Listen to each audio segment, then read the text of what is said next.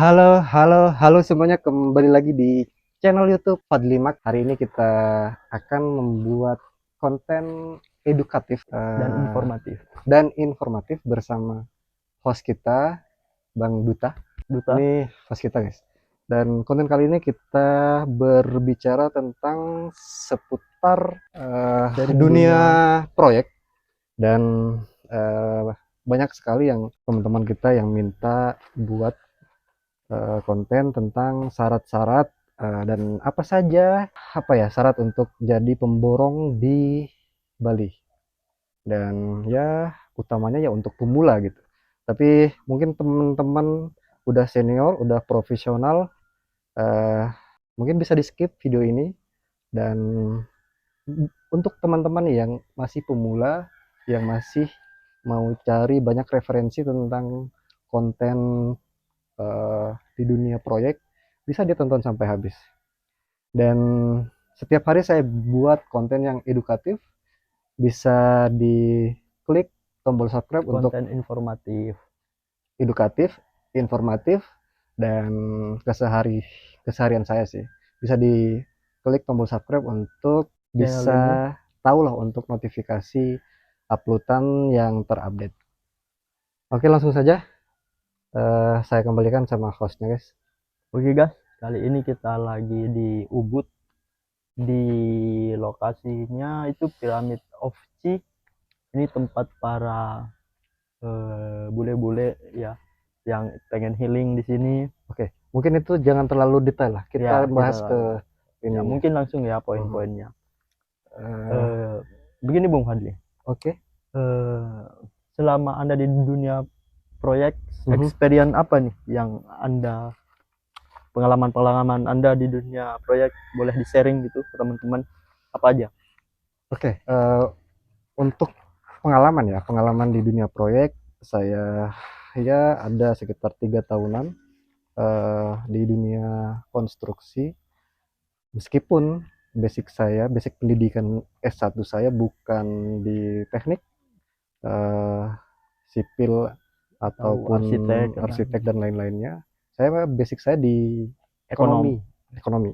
Jadi saya melanjutkan kuliah itu di Bandung, eh, S1 jurusan ekonomi, dan profesi sekarang jadi kontraktor. Itu mungkin sangat kontras ya.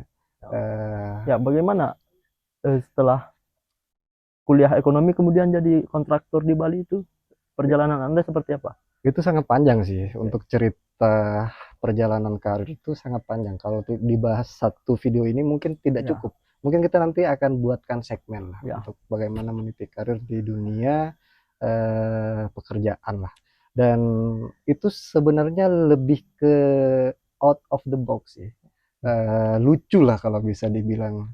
Eh, Kita ke jurusan ekonomi tapi pekerjaan kita jadi kontraktor. Tapi sedikit banyak ada gambaran-gambaran di dunia proyek bagaimana? kalau sebelumnya saya nggak punya gambaran. Oh ya, Dan oke. memang sebelumnya saya jadi kuli bangunan karena ya saya sebenarnya SMA itu saya nggak sempat sekolah. Jadi Oke, saya sekolah cuman eh, ada putus putus something lah, lah ada ya. something lah, ada ya karena biasalah nakalan remaja gitu ya. Dan tapi saya melanjutkan untuk S1. Dan di waktu saya nganggur, maksudnya saya nggak sekolah, saya eh, Kerja. bekerja Mm. di Surabaya, bangun renovasi mall, terus di mana lagi, di Oh jadi Bali, tukang ya, jadi tukang. jadi tukang, jadi helper, jadi laden lah. Mm. eh, Kuli bangunan digaji 60.000 waktu itu, 60.000. 60 Itu ribu pas tuh. 2013-an lah, 2013 14. Dan saya ke Bali, saya di Bali 2 tahun. Sama juga kerja proyek. Dan sekedar disclaimer, karena bapak saya bapak saya tukang bangunan, guys. Eh, ya sedikit banyak saya tahu lah untuk mekanisme dan pekerjaan di lapangan itu seperti apa ya, karena dulunya jadi peladen saya. Oke, Jadi sering oke. membantu bapak saya di rumah. Mungkin Oh, itu sedikit gambaran ya terkait pengalaman starting awal lah ya ya, terpenting awal. masuk ke dunia proyek itu. Ya, Oke. ya. Mungkin selanjutnya, Mhm. eh, Bung Fadli, kira-kira apa sih yang dibutuhkan gitu loh di dalam dunia borongan proyek ini? Skill apa yang kita butuhkan? Skill Oh, komunikasi atau skill apa? oke, itu pertanyaan sangat bagus sih. Syarat-syarat eh, bagaimana menjadi Iya. pemborong? Karena kan eh, tidak mungkin kita hanya mengandalkan fisik kan, tenaga, Benar. tapi punya keahlian khusus gitu. Oke, yang pertama itu pengalaman sih. Pengalaman di dunia proyek itu yang pertama. Kenapa saya taruh yang di awal yang pertama? Ya karena orang yang punya teori itu akan lebih kalah sih, Mhm. lebih lebih kalah sama orang yang punya pengalaman. Hmm. Eh, Agree, agree. Pengalaman itu kita tidak bisa dapatkan di dunia atau di bangku sekolah, melainkan di lapangan, di pekerjaan ya. Dan itu adalah mungkin dari pengalaman saya pribadi ini, itu yang syarat yang pertama. Mhm. Mungkin Pengalaman pribadi. itu poin-poinnya dulu saya sebutin pengalaman. Yang kedua itu eh, apa ya? Ini saya tadi udah tulis nih guys. Apa? Skill komunikasi Nah, skill atau skill apa? komunikasi. Skill komunikasi itu sangat penting. Nomor dua, poin yang harus teman-teman Ketahui lah kuasai ya. eh, yaitu komunikasi. Karena kenapa? Komunikasi itu adalah modal utama setiap pekerjaan. Oke, benar sekali. Ketika kita bertemu dengan seseorang yang mungkin seseorang itu orang sukses, orang Mhm. kaya di dunia, kita tahu sama orang ini dan kita tahu bahwa ketika kita ngobrol dengan dia itu kita bisa tahu apa namanya itu kisah-kisah sukses atau tahap Tips-tips dari tips-tips dia. dari dia, tapi kita nggak bisa ngomong. Ya. Ya lebih tepatnya kita tidak punya skill sama sekali lah di Mhm. komunikasi. Itu yang menyebabkan eh, kemungkinan ya banyak mandor atau kontraktor Mhm. dia punya ada beberapa poinnya tetapi tidak jago ngomong. Oke, itu It- bagi Bagian yang hambatan lah ya kalau mm, tidak punya skill komunikasi. entah itu bahasa Inggris, Mhm. entah itu bahasa Indonesia, yang penting ya skill komunikasi. Skill komunikasi itu guys bukan hanya ngomong, Tapi di dalamnya ada negosiasi. ada negosiasi. Makanya Mhm. banyak orang Indonesia tuh bilang, ah cuma modal bacot doang. Mhm. Ngomong Tapi itu itu. bukan hanya Mhm. bacot guys. Indonesia, Indonesia nih ya, Mhm. ketika kita 1945 itu tidak ada sang proklamator dan tidak jago berbicara, mungkin proklamasi itu tidak akan pernah tersampaikan. Ya, betul. Jadi bisa dikatakan kita merdeka dari Belanda itu karena ngomong, karena berbicara. Dan ya di luar dari mungkin ada yang saudara kita yang disabilitas tidak Mhm. bisa berbicara ya itu di luar dari itu. Heeh. Jadi kita yang normal ya kita memang harus wajib eh, mengasah skill komunikasinya itu. Oke. Terus yang ketiga nih, poin yang ketiga, mungkin bisa apa ya dicatat atau misalkan dipelajari lah nanti. Itu tim, Oke, tim ya, butuh tim ya ya berarti. tim profesional karena ya kita mau bekerja yang namanya pemborong itu tidak mungkin dan mustahil untuk dikerjakan satu orang. Oke. Jadi minimal tiga atau empat, ya 10 orang better. Lebih better, Oke. lebih banyak lebih better, tapi ya kembali lagi harus bagaimana pengalaman dan pengetahuan untuk memanage, mengatur teman-teman. Karena di dunia proyek, pemborong itu pekerjaan yang sangat rentan dan sangat berisiko ketika teman-teman tidak bisa memanage tim. Oh Bisa ya. berisiko rugi, bisa berisiko untung, tergantung teman-teman skill dan keahliannya di bidang konstruksi. Oke, konten edukasi mungkin seperti ini guys, tidak banyak dibuat atau apa ya, Di sharing di lah ya. sharing lah.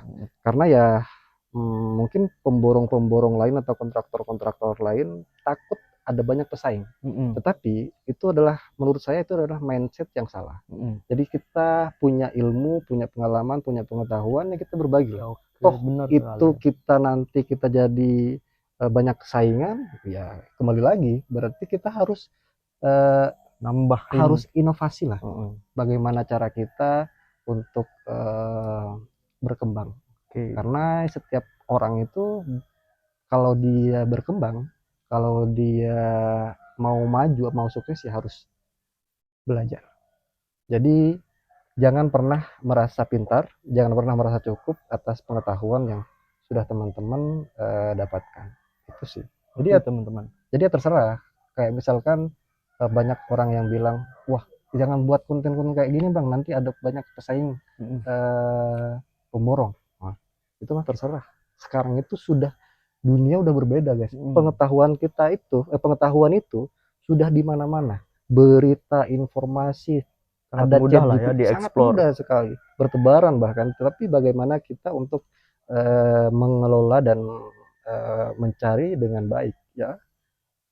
Namanya kembali lagi kayak misalkan setiap orang itu kan sudah diberi rezeki masing-masing. Mm-mm. Jadi tidak akan tertukar itu. Nah, itu kuncinya. Seberapapun kita misalkan berusaha mencari pekerjaan lah di dunia borongan, tetapi kalau kita sudah ditakdirkan dapat 5 proyek, ya dapat 5 proyek gitu. Karena sudah tertakar. Mm. Nah, terus yang keempat itu adalah legal. Ini saya tulis di sini, saya takut lupa guys. Jadi legal, kayak company gitu ya. Ya meskipun PT perorangan itu Mm. is enough gitu, udah cukup. Toh kita kalau mau berkembang lagi bisa jadi CV Mm. atau Mm-mm. UD, atau ya lebih betternya itu ya PT lah, PT umum. Oh, berarti emang Eh, harus memiliki dokumen yang legal ya untuk ya masuk ke untuk dunia masuk ke proyek. dunia proyek. Itu kenapa saya taruh di poin yang keempat. Mungkin untuk awal teman-teman tidak terlalu butuh, ya. Tidak terlalu butuh, tetapi untuk kedepannya teman-teman ini yang perlu harus diperhatikan ya, karena kita akan apa ya istilahnya itu, tanda tangan kontrak Mm. dengan klien itu tidak akan eh, Mungkin mau ya ada, percaya lah. oh ya, beberapa perusahaan yang memang ingin, oh ini resmi Iya gitu loh. benar sekali, Jadi kita ada harus badan punya. hukum. Mm-mm. Jadi tidak ada istilahnya itu kecurigaan antar Ya. klien sama kontraktor, seperti itu.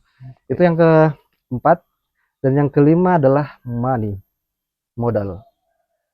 Itu yang kenapa saya taruh di kelima, karena seperti ini guys. Kadang banyak sekali pemborong yang tidak punya modal, tidak punya uang. Dia modal nih, nekat dan pintar sekali, pengalamannya sudah punya, tim sudah punya, Mm-mm. legal sudah punya, hanya uang. Mm-mm. Komunikasi dia udah punya, udah 4 nih, tapi nggak punya uang. Oke, lanjut aja, gas. Kita dengan kemampuan kita bisa bekerja itu tanpa duit, bisa dapat borongan itu tanpa Mm-mm. duit. Bagaimana caranya? Itu nanti kita buat di konten lain, Di segmen di selanjutnya. segmen lain. Toh kita itu sekarang di dunia sekarang itu, kita meskipun nggak punya ruko ya, Ya. nggak punya jualan produk, Mm-mm. nggak punya apa namanya karyawan, Mm-mm. kita bisa loh dapat duit, jual produk tanpa modal, affiliate TikTok. Itu udah contoh paling nyata guys. Tanpa kita mengeluarkan uang, hanya Mm-mm. kreativitas kita dan ide kreatif kita itu bisa menghasilkan duit. Mm-mm. Nah, begitu Berarti juga untuk di ini ya, saran untuk anak-anak muda yang pengen punya usaha, jangan terlalu terbebani oleh modal, yes, tapi kedepankan kreativitas. kreativitas. Oke. Karena kenapa? Memang kita mungkin sangat paham Mm-mm. di Indonesia itu sistem yang kata orang itu kemiskinan itu eh, bukan ujuk-ujuk Apa orang itu? Indonesia itu miskin semua, bukan, Mm. tapi tersistem. Oke. Nah, apa maksudnya? Itu ini pengamatan saya. Ya, boleh. Ya karena mungkin lebih ke gaji UMR itu bukan ujuk-ujuk 3 juta. bukan ujuk-ujuk 1,5 juta, tetapi ada rapat, ada musyawarah, dan itu ada kepentingan oligarki di situ. Bagaimana Oke, sangat dalam ya sekarang gaji yang pembahasan kita. gaji yang kita dapatkan itu ya hanya cukup untuk sebatas makan, Ya, survive. hanya untuk sendiri-sendiri. Iya, UMR hanya itu untuk kebutuhan yang memang tidak untuk dibagi dua. Nah, benar. UMR. Makan dan minum itu bukanlah hal yang di luar eh, eh, eh, eh, apa eh, apa istilahnya itu foya-foya, bukan. Anda disebut Memang mungkin kebutuhan. sukses kalau misalkan teman-teman punya mobil atau beli pesawat atau beli helikopter, tapi kalau ya bisa cukup makan, dapat gaji, ya itu emang udah kewajiban gitu, Iya, udah kebutuhan. Nah, itu mungkin sehingga menjadi tatanan atau apa ya istilahnya itu, inilah kasta sosial kita, inilah ya, apa? kesenjangan sosial kita itu jadi ya memang ada sekat yang sangat jauh, sangat timpang guys. Kenapa orang miskin makin miskin atau orang kaya makin kaya? Karena ya memang ada sistem itu. Ya. Untuk kita grow up, yang kembali lagi dari kata saya yang di awal, ide kreatif itu jadi jangan terlalu terfokus ke modal. Jadi meskipun teman-teman nggak punya modal duit ya yang untuk skala besar lah gitu ya, untuk mewujudkan itu, ada banyak sekali kok ide-ide kreatif kita yang membuat usaha tanpa modal gitu. Mulai dari kecil-kecilan aja dulu ya. Yes, benar. Nah, kenapa itu juga banyak orang Cina yang sukses, ya meskipun dia modal dari 1 juta, karena konsisten. Dan dia percaya bahwa apa yang dia kerjakan itu akan membuat dia itu jadi sukses. Kalau kita kan selama 1 bulan aja nggak laku, nggak apa, udah tinggalin lagi. Dan kita mungkin bulan depan kita jalan suksesnya, mungkin tahun depan, kata musik atau nyanyian itu kan, mungkin kalau tidak besok, minggu depan. Kalau tidak minggu depan ya bulan depan. Nah, seperti itu guys, siklus kehidupan. Trust the process. Yes. Dan mungkin yang terakhir itu relasi. Oke, kenapa bisa relasi? Itu sangat penting, tetapi kenapa saya taruh paling terakhir? Karena begini, ketika sudah komunikasi baik, pengalaman sudah teruji, terus duit sudah ada, Oke. relasi itu sangat gampang kita cari. Karena kenapa? Di Bali saja guys, orang yang tidak punya skill, pengalaman, tetapi dia punya duit, itu banyak sekali dia dapat borongan, dapat proyek. Dari apa?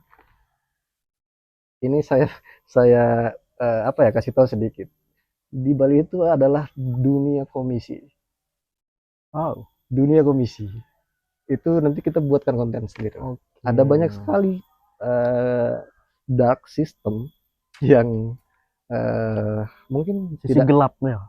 Yes, sisi gelap dari dunia proyek yang tidak banyak orang ketahui, yang mana ya buy and sell, ada transaksi-transaksi tersembunyi. Ya, kenapa jadi ya? Mungkin tidak semua dunia proyek itu bersih, lempeng, tapi ada sisi-sisi lainnya. Ya, tapi ya kebanyakan. Mungkin oknum seperti itu, tapi kebanyakan. Makanya Bali itu terkenal dengan komisi.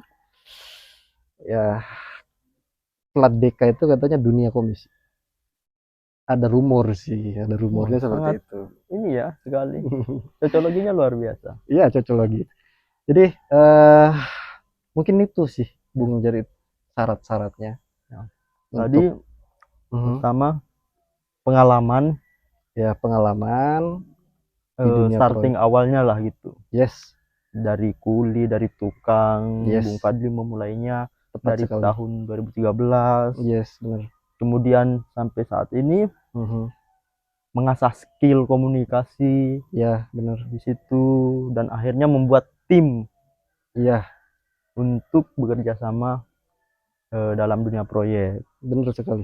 Akhirnya dari situ berjalan-jalan, mengumpulkan modal, kemudian membuat dokumen yang sah, benar. Akhirnya sampai saat ini punya relasi lah di mana-mana. Yes. Mungkin itu apa ya, lebih ke simpelnya lah, poin-poinnya seperti itu gitu. Kalau kita Perjalanannya kerucutkan. lah. Tapi kalau nanti ada kesempatan panjang, mungkin akan kita bahas lebih dalam, guys. Jadi seperti itu. Karena sudah durasi, mungkin hostnya yang tutup atau Ya, saya? karena lumayan sudah memakan waktu dan kita udah sharing tadi pengalaman-pengalaman Bung Fadli di dalam dunia proyek dan borongan seperti apa. Kita akhiri konten kali ini. Mungkin sebelum diakhiri kita sepil akun Instagram. Oke, silahkan akun Instagram Bung Fadli. Bisa lihat Fadli nanti. Jaya Group, Fadli Jaya Group. Dan saya sebagai host di sini Scorpio 31. Scorpio 31. Nanti boleh dicek teman-teman.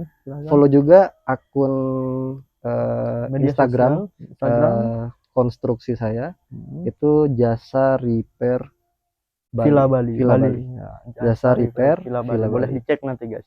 Jadi nanti saya kasih di bawah. Lihat di link di bawah nanti. Oke, jangan lupa like, komen, dan subscribe. Share ke teman-teman kalian. Sampai jumpa di video selanjutnya. Thank you. Thank you guys.